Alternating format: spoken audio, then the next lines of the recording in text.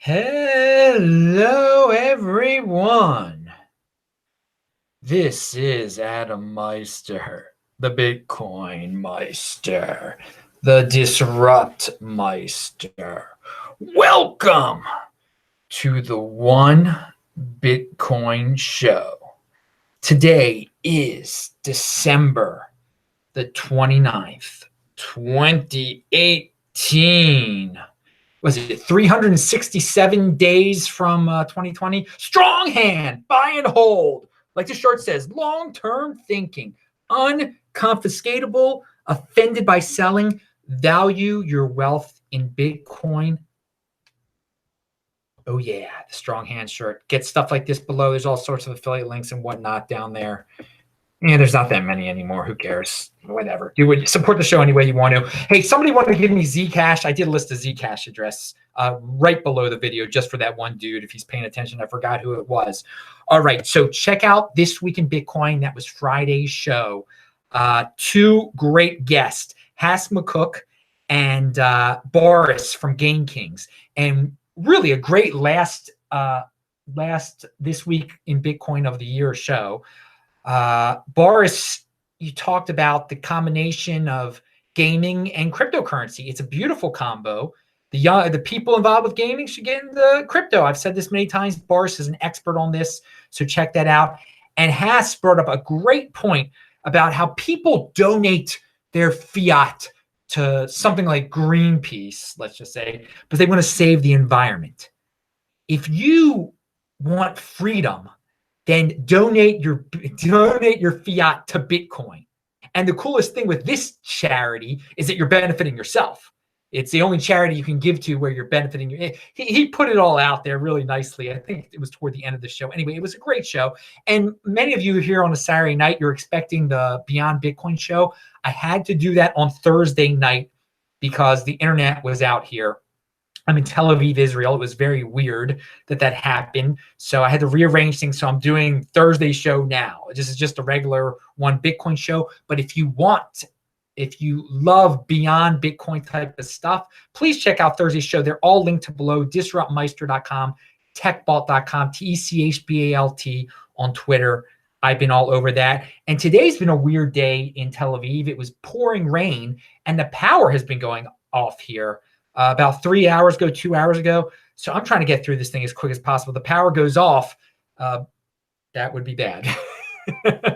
I was going to tape this thing, but I want to do it live for all you chat people. So you can do me a favor, dudes. I'm chat people on this Saturday night. Shabbat is over, obviously, if I'm doing the show here in Israel. Pound that like button for the chat if you're there, because I'm doing this especially for you, because I could have just taped it and uploaded it. But yeah, I wanted to give you a special December 29th treat there, right? This is your end of the year treat for all you cesspool dwellers in the chat. Just kidding. Just kidding. It's not always a cesspool, but a lot of the times it is. Okay, so let's talk about Time Magazine. Time Magazine came out with a pro-Bitcoin article, and around the time it came out, I think the price of Bitcoin pumped. Someone said that. Dudes, don't overreact. Don't overreact to good news, just like you can't overreact to bad news. Don't put Time Magazine on a pedestal. All the mainstream publications, they'll eventually have their pro-Bitcoin stories again. They had some in the past, and they'll go around. Don't let them be your validator. Bitcoin is valid on its own, baby, unconfiscatable. But let's say this. The guy summarizes his Time column. What does this do? I don't even know the guy's name. Who cares? He says, my Time column on Bitcoin matters for freedom, for billions living under authoritarianism. It can be an alternative, money system and an escape from economic control. And for all of us, it preserves the peer-to-peer virtues of cash in an increasingly digital financial world. Well, that's good, dude. I'm glad you discovered that. I'm glad the mainstream is waking up to it temporarily. Don't worry, you'll be fighting it again soon enough. I'm not blowing it out of. Some people on Twitter was like, "This is the best mainstream media article ever about Bitcoin." Maybe it is. Who cares? Don't let it. If this is the reason you're going to buy Bitcoin, you got a lot to learn. Don't buy Bitcoin because of this. Buy it because you know about what the 2020 halving is. buy it because it's unconfiscatable, not because it got a good review in Time Magazine. Okay, and now all the 80%ers are going to buy it, because they're not. They're not yet. Like 20 more stories like that. Yeah, maybe. All right. Now here's something this is some legit stuff here for all you tech heads out here. The Bitcoin OpTech 2018 year in review summary is here. We've rounded up the most important technical developments of the year in one newsletter. This newsletter contains lots of graphics and tables, so it is best viewed on the website with a larger screen. Okay, so don't look at it on your phone. Again, this is all the technical developments of Bitcoin in the last year. It's for all you tech heads out there that like to read about. You don't want to hear about the money. You don't want to hear about how much Bitcoin's worth. You don't want to hear about Time Magazine saying something good. You want the technical. You've got one of those technical brains, and you want to hear all about Lightning and all the other complexities being built around and on top of Bitcoin. So check that out. So here we go. Let's talk about crypto dividends again. Now, let's go back a little bit here. I want to just put this in perspective. So, because some people get very emotional when you talk about certain crypto dividends, okay?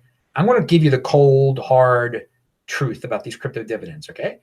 It was whenever I coined the phrase in August or September of 2017, I thought, oh my God, all these forks and airdrops are coming out now using the Bitcoin name. It's rewarding people who hold their Bitcoin. It is encouraging holding. It is a one-time dividend on your Bitcoin, okay? And because so many people out there back then, and more so even now, unfortunately, are so tempted to trade their Bitcoin, use their precious Bitcoin on some altcoin, and then hope to sell that altcoin to get more Bitcoin, doing very risky things, keeping their Bitcoin on exchanges in order to do risky things like that. If you just do the safest of things and hold your Bitcoin and control your private key, you sit there, you get these crypto dividends. Now, sometimes they're harder to get than other times. Sometimes they're airdrops. Sometimes they're just forks, okay? There is some complexity to it, but it's in the end of the day, it's encouraging holding. It is encouraging holding and they could have the most whack gimmicks out there, okay? When Trace Mayer was on my show, he said he gets them all. He gets them all because he's like a technical wizard, and he's got confidence when he's messing around with his private key. He can get Bitcoin interest, Bitcoin Atom, all these weak ones that you never even heard of. Excuse me, B Atom, B interest. Excuse me, I should never have called them those names, because they desecrate the Bitcoin name. Obviously, that's why I call them B something or whatever. Okay, but and again, they're living off the glory of Bitcoin. They're showing the world that Bitcoin is the rock. Bitcoin is the real one. That's the one that gets the crypto dividends. Okay, so we got this one called Brhodium out there, and again, back in December, I briefly mentioned it, and obviously Andy Hoffman got the Brhodium disease. It's like flowing through his freaking veins and stuff. Okay, so he loves it. That's his thing. Okay, that he keeps talking about it. Great. That you do what you want to do. If you don't like that he does that, then don't follow him anymore, or whatever. But here's the deal. Here's the truth about the thing. If you just signed up for it, okay, back in the day, and you got it for free, and you didn't, because there's a lot of people out there that are silent about this. That did do exactly this. They signed up for it, they got it, and now, it's on this BISC.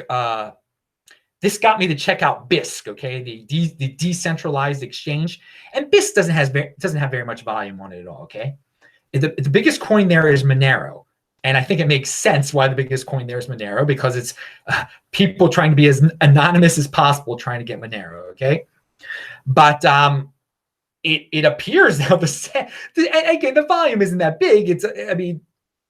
I think the Brhodium is second now to Monero, which is kind of strange. It's like whatever. The volume is, I think it might have been like 10 Bitcoin of this Brhodium. But the point is that there are people back in the day, and it wasn't that long ago, a year ago, Bitcoin holders who understood the importance of holding. Some of these guys had 20 Bitcoin. Thus, they got 200 of these Brhodium. And for whatever reason, and man, I don't care what the reason is. I don't know what the reason is. Okay. The gimmick of Brhodium is, there are not many of them. It's like unobtainium. They're the scarcity coin. Okay, let it be the scarcity crypto dividend. I don't give a darn. If it works for them, it works for them. A lot of people are saying why it doesn't work. Okay, maybe it won't work. I don't know. I got it for free. There's people back in the day who had 20 Bitcoin. There are people like this. I mean, everyone knows I at least have 20 Bitcoin, right? So I got 200. I at least have 200 of these Brhodium. In the last 24 hours, people have been able to sell their 200. And that means, so if you have 20 Bitcoin, you got 200 Brhodium. They gave you 10 for one. Okay, great. For whatever reason, right on that BISC, you can, and I link to it below, and I link to other links about BISC below. And don't be emotional about it, people. These are just the cold hard facts. There were people willing to pay one whole Bitcoin for 200 Brhodiums. There are possibly holders who had 20 Bitcoin back in the day who now have 21 Bitcoin because of whatever the heck is going on at BISC, okay? Because they didn't do anything with their Bitcoin. They sat there, they signed up for some airdrop, and now they had 20 Bitcoin, now they have 21 Bitcoin. You can go right now to that BISC site, okay? And I link to it below. There is someone there right now willing to give one whole Bitcoin for 166.67 of those Brhodium, okay? They're willing to pay 0.6% of a Bitcoin for one Brhodium.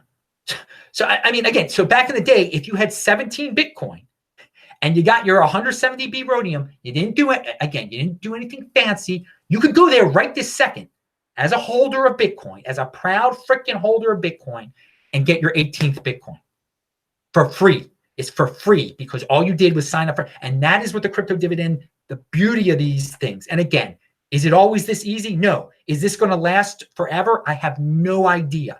But I'm just saying, right this second, you can go to that BISC and you can turn 167 of those freaking Brhodium into one Bitcoin.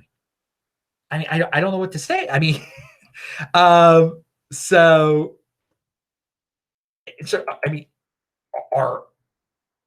I encourage other altcoin people out there to do this same thing, to go do airdrops. Give me your thing for free. Give us holders your thing for free. And then if people want to give us, you give us 167 of your coins. And if people want to give us one Bitcoin for 167 of your coins that you gave me for free, then that's their prerogative. I'm going to take the free Bitcoin. I'm going to be holding my Bitcoin and turning my and again, I actually still have the Brhodium. Actually, I still have the Brhodium. So I haven't played around on BISC that much, but I did look at it.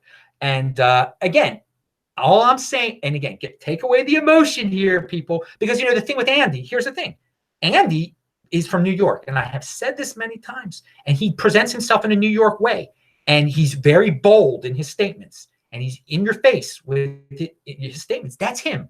If you haven't gotten used to it yet, you're not going to get used to it. I mean, he's been around the internet. I mean, he was in precious metals beforehand. He had the same. He was the same way back then. That's his way. New Yorkers talk big. I mean, just like Tone is from Russia and he talks depressed because he's from freaking Russia. I mean, that's he's got the dark. Everyone's got their own style. I'm from Baltimore. I talk like I'm on crack. Pound that like that's how you poke fun at yourself. But seriously, everyone's got a different style. Everyone's got a different style. If you don't, so wipe away the emotion. Me personally, I'm not saying you all know I have said this a million times. If you get something, I don't know why people pay to get things that you get for free. Okay. I've never told people to buy Steam. I've never told people to buy BGold, be anything. Never told them to buy anything. The stuff you get for free, you just turn that into Bitcoin. That's the beauty. So good luck to all the future crypto dividends in the world. Will they all? I mean, this one, it's the wild, wild west out there. They got a guy like Andy to talk about him all the time. And I believe it looks like it's helped them. It looks like it's helped. Again, how long will it last? I don't know. But again, you can't deny the cold hard facts that you can go on that BISC right now and turn 167 of those things into one Bitcoin. Somebody wants it. I don't know who wants it. I don't know. I don't look at it from that side. I look at it from being a Bitcoin holder. How the stuff I got for free, if somebody wants it, then give me your Bitcoin for it. That's beautiful. That's beautiful. So have a strong hand, people. Hold on to that Bitcoin. Will crypto dividends go wild again? I don't know, but this looks pretty darn wild at this current juncture. Could it all fall apart once again? Sure. Could it go higher? Sure. I don't know. I got it for free. You got it for free too. I'm sure there's some guy watching this right now who had 16 Bitcoin back in the day and is just laughing his butt up because he has 17 now.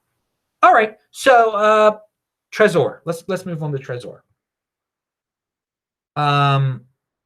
They put out this tweet. Okay, so if you watched the This Week in Bitcoin show, you will have noticed that the first thing we talked about was a group of, there was a presentation that pointed out a weakness in Trezor and Ledger, where if you physically got them and they did not have the passphrase on them, that if you knew what you were doing, you could get the Bitcoin off of them, okay? There's a lot of ifs there. Again, always use a passphrase, people.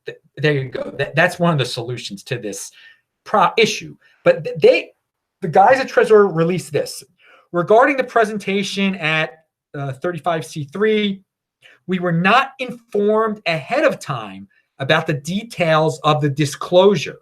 We are working with the info as it arrives. We will address the vulnerability in due time, as soon as possible. Please keep in mind that this is a physical vulnerability. An attacker would need physical access to your device, specifically to the board breaking the case. If you have physical control over your Trezor, you can keep on using it, and this vulnerability is not a threat to you. So these guys who found this, they did not properly disclose. They should. Usually when you find something like this, you tell the companies beforehand, and then they will issue a statement and saying it's been corrected. But they didn't do it. This wasn't the proper way of doing it, but whatever. I think Trezor is handling it well. Again, don't lose your freaking Trezor and have a passphrase on it. How about that? How about that right there? Going back to crypto dividends from before, I learned today that the BSV, their addresses still have some of their addresses at least still have the Bitcoin. I got to say this word.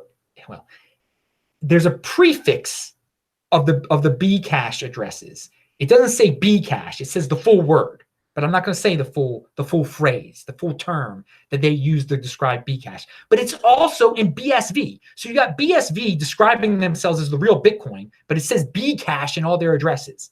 It's ridiculous. It's confusing. I'm sure it's going to confuse more than a few people, because you can't. People are going to send their Bcash to BSV addresses by accident. I mean, that's what we've come to there in that realm. Now, I don't know. Do people actually use the stuff? Probably not. But they might buy it and then send it to the wrong address, and it's still quite confusing. But the BSV has the Bcash prefix in it. The actual whole word. You know the word. I'm not going to say it. All right. So Tour de Meester has a mega Twitter thread out there. What's that? Tweet storm. He's got a crazy tweet storm that is just about Ethereum. So if you like to read about Ethereum from a Tour de Meester perspective, he's ripping on it. You can check it out. I have linked to a site that just puts the whole tweet storm together. You don't have to follow, through Twitter. You can just read it as a article. All right. When Haas was on the show yesterday, and he's great. He's in Australia. He's a great dude. He is a Bitcoin guy. He by accidentally said Litecoin at one point, and I actually pointed it out. And he said Lightning Network, but somebody went back. I didn't watch the thing again, but someone went back and said he said Litecoin. But who cares what he said? It doesn't matter. What was very interesting is that led me to see that there's a Litecoin podcast out there that I linked to below. And what is this? And a Twitter. What is this Twitter account? The Lite School. Like they teach about Litecoin. They encourage use of Litecoin. I didn't even know about this stuff. So yeah, Litecoin's a top tier altcoin. When you got your own podcast, you're doing pretty well there. So again, I'm not. People like to hear about Litecoin, and I thought Haas was about to start talking about it. He said, "No, I said Lightning Network." So we didn't get to talk about it. So for all you Litecoin freaks, and you are freaks, there are your links below if you want to. I'm no fan of it. I just think it's a top, it's going to be one that survives. Clearly, it does have a real fan base. They've had an event. They've got a podcast. They've got the school. So I linked to those below for all you dudes. But again, just because I say the word Litecoin, just because I say the word Brhodium, just because I say the word Zcash, doesn't mean, it definitely doesn't mean I'm saying to buy them. I'm saying not to buy them. I am. Why? Why? I only say to buy Bitcoin. That's the only thing I say to buy. I know it's boring, but again, dude, deferral gratification. Again, you had that Bitcoin back in December. You did all the right little technicalities with your signing up for the crypto dividend. Now you got more Bitcoin. It's the beauty of holding. The beauty of holding. All right. What is this? Tournaments we talked about. We talked about Litecoin. Where's this one? Oh, the 4 Satoshis.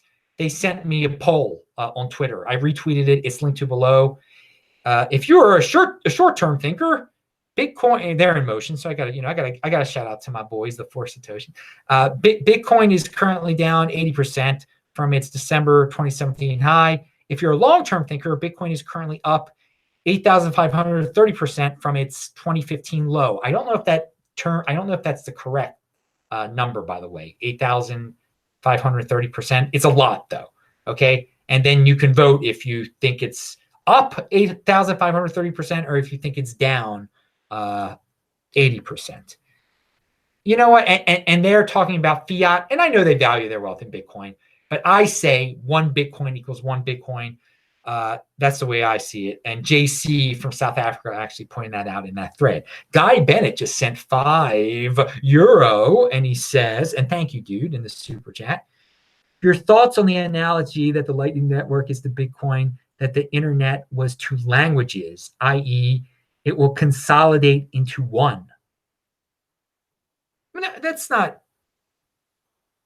Lightning Network is the Bitcoin, that the internet was the languages. But the internet, nah.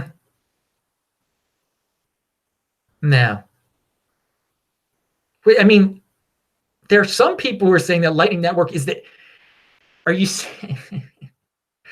Okay, there's a bunch of languages out there. Because of the internet, we all speak one language now. Sort of. There are a lot of cryptos out there. Because of the Lightning Network, it will kill all other altcoins and everyone will be on Bitcoin. I mean,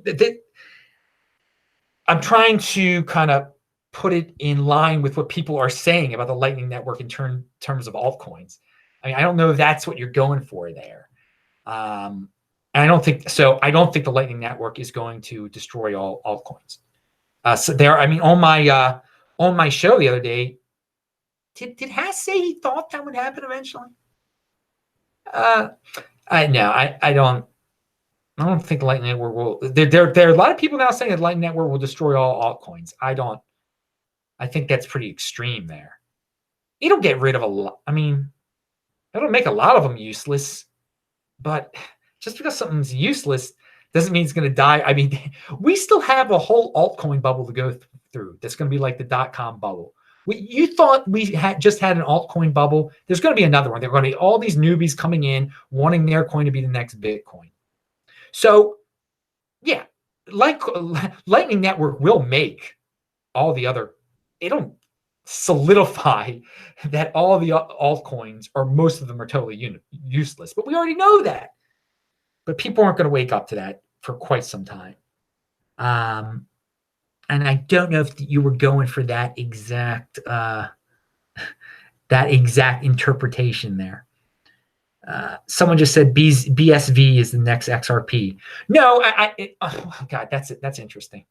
That's real interesting because and Roman, what's up, dude? Roman Q. On one level, it is, but it's actually not as centralized as XRP is. It's not. It's not. But unfortunately, BSV does have a. It's a different kind of monster, man. It's a different kind of monster. Really, ignore them all. Ignore them all. Let them do what they're gonna do. It doesn't hurt Bitcoin. It doesn't. It doesn't. But hey, man, you're in the chat. You're talking some smack. Whatever. This show was for you, man. All right, we talked about the poll for my buddies. Disruptmeister.com. So it's okay. I didn't erase that, but hey, maybe I'll keep that for another show. Look at this. I'm editing my next show on live. Okay, we'll talk about that next show. We'll talk about that one next show too, because we're running out of time. I gotta shave. Like this dirty look. Okay, yeah, because the power, I was going to shower before this, but the power kept going off. I'm not going to go shower in the dark. That would kind of suck. And the hot water might go off too. All right, here's one of the things in my title. I got to talk about this. Right before I went live, a dude over in the Twitter, remember, he's following me at TechBalt, TECHBALT, TECHBALT. That's like technology in Baltimore. Yo, because we're really advanced in Baltimore. All right. No, so Peter Schiff he's on the Alex Jones show. Okay, so he uploaded the Alex Jones show to his channel at the 10:15 mark. Alex Jones starts ranting.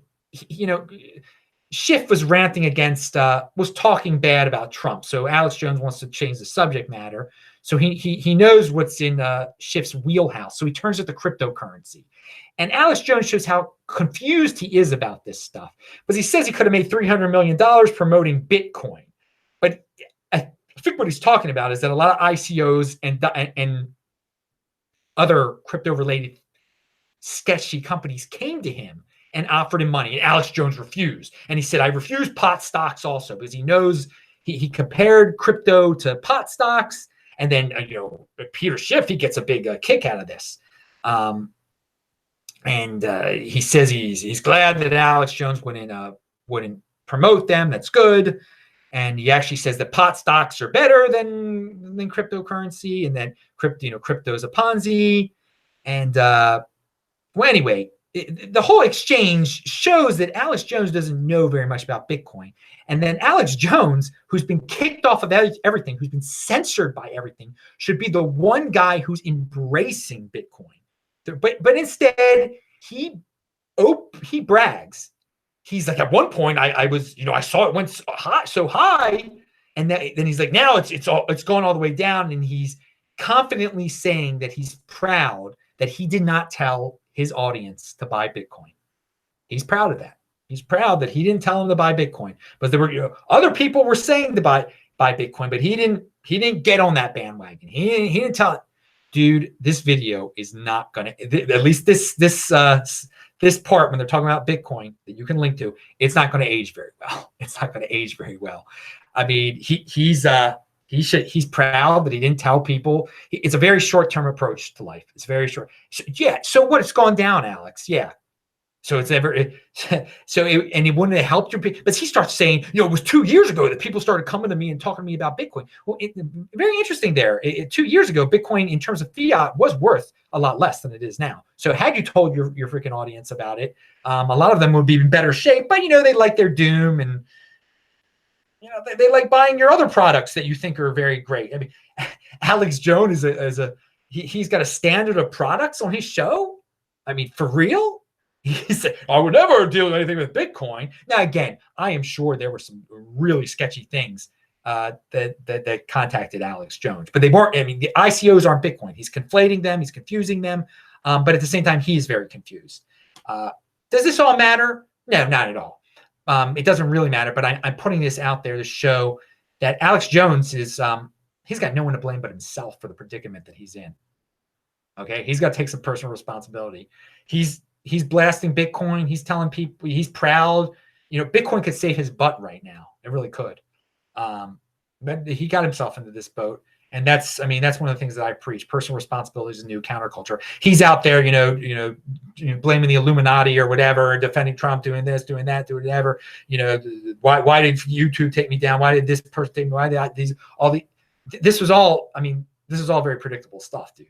And had you gotten into cryptocurrency when Molyneux did, you probably wouldn't even have to have a show anymore, and you wouldn't have to be, trying to sell male enhancements products or whatever he does. I don't know what I don't see Alex Jones anymore. It's the first time I'd seen him because he's not on the YouTube anymore. I don't know what I never was a big fan. He's good on the Second Amendment, but he's in a little bit of he's an interesting predicament right now. And had he told his viewers to buy Bitcoin, had he learned about Bitcoin. And then someone told me that Max Kaiser gave him 1,000 Bitcoin once or something. I don't even know if that's I don't know. Or Alex Jones said that Max Kaiser gave him 1,000 Bitcoin. Don't know the validity of that one. But Alex Jones should be embracing Bitcoin, as should the other people who are going to get kicked off of YouTube and Patreon and all that.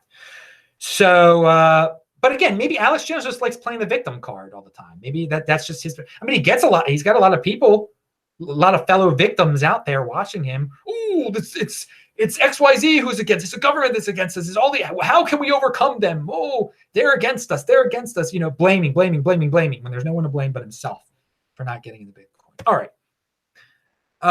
Reuters speaking about taking a short-term approach. Here's a Reuters article that's about the dollar.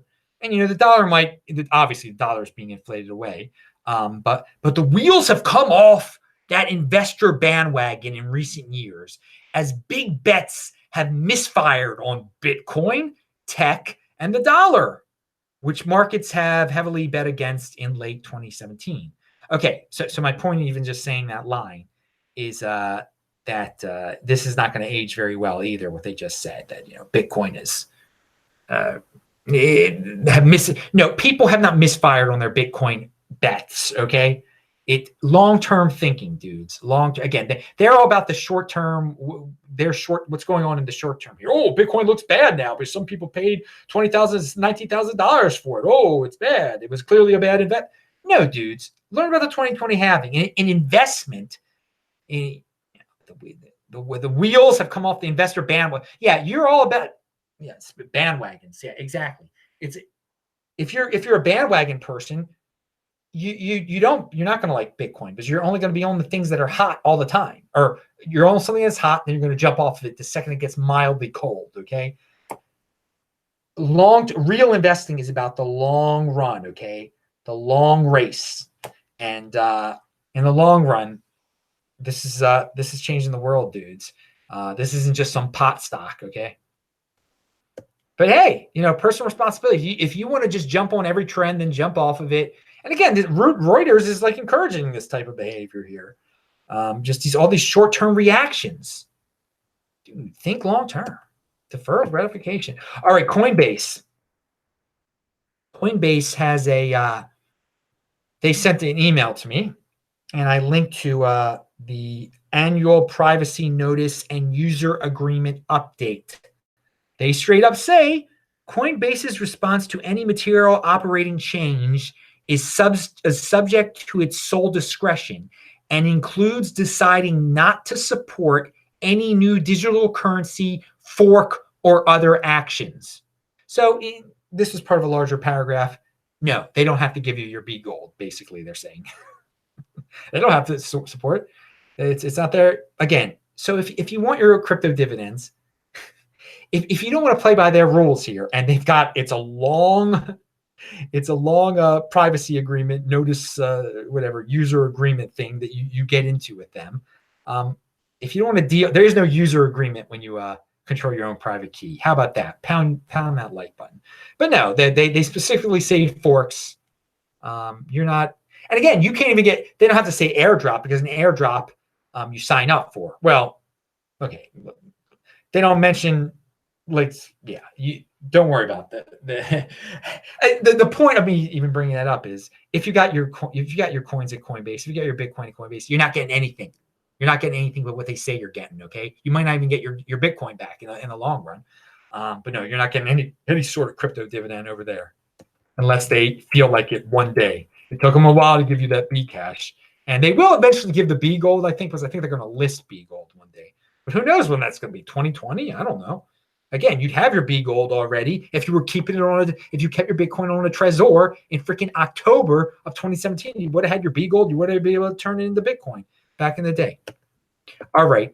Reminder: and some of this stuff isn't linked to below yet because I was in a rush to get this thing off, hoping to beat the power outage, which thank Hashem I have.